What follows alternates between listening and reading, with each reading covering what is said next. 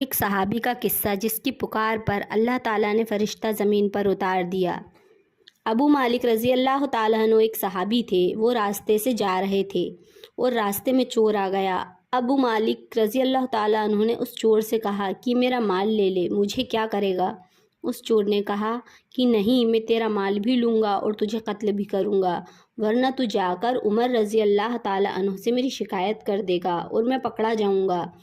تو ان سبھی نے کہا کہ مجھے 2 رکعت نماز پڑھ لینے دو۔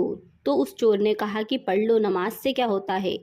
تو ان 2 صحابیوں نے 2 رکعت نماز پڑھی۔ اس کے بعد ہاتھ اٹھا کر اللہ سے دعا کی اور کہا یا ارحم الراحمین۔ اس چور نے تلوار اٹھائی تو آواز آئی اسے مت قتل کرو۔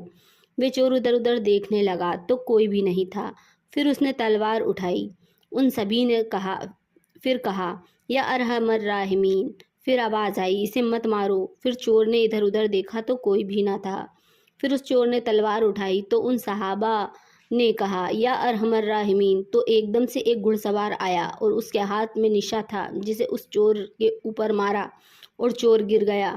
تو ابو مالک رضی اللہ تعالیٰ عنہ نے کہا کہ بھائی تم کون ہو؟ اللہ نے میری مدد کی تمہارے شریر سے۔ دوستو، یہاں پر ابو مالک رضی اللہ تعالیٰ عنہ یہ نہیں کہا کہ تم نے میری مدد کی، بلکہ انہوں نے کہا کہ اللہ نے میری مدد کی تمہارے ذریعے سے۔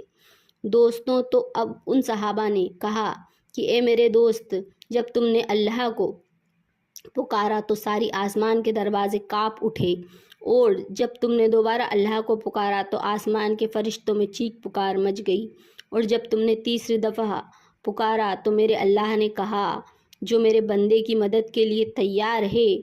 تو میں نے عرض کیا یا اللہ، میں تیار ہوں۔ ان سب نے بتایا میں 7ویں آسمان کا فرشتہ ہوں۔ اور پھر کہا کہ جب تم نے پہلی بار تمہارے اوپر تلوار اٹھائی تو میں 7ویں آسمان سے پکارا مت مارنا۔ جب اس نے دوسری دفعہ تلوار اٹھائی تو میں پہلے آسمان پہ پہنچ چکا تھا اور میں نے کہا مت مارنا، اور جب اس نے تیسری دفعہ تلوار اٹھائی تو میں تیری مدد کے لیے پہنچ چکا تھا، اور جو بھی اللہ کو ایسے پکارے گا اللہ اس کی مدد ضرور کرے گا۔